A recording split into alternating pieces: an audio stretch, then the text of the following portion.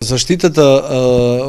на целокупниот биодиверзитет во рамки на Националниот парк Маврово е уредена со планските документи, впрочем во менеджмент планот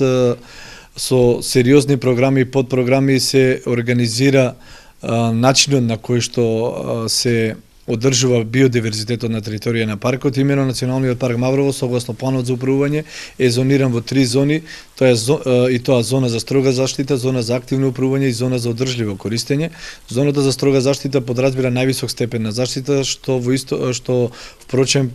тамо нема буквално никакви активности освен од одредени научно-истражувачки работи, а во зоната за активно и одржливо користење дозволени се одредени активности.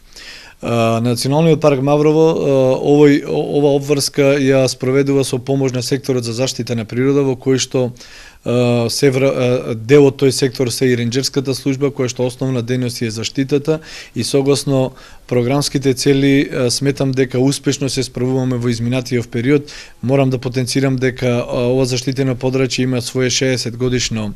постоење и тоа е резултати на поодамнешни години сериозен пристап кон заштитата, зашто говорат и одредени показатели согласно последната ревалоризација на природното наследство која е направена 2008-2011,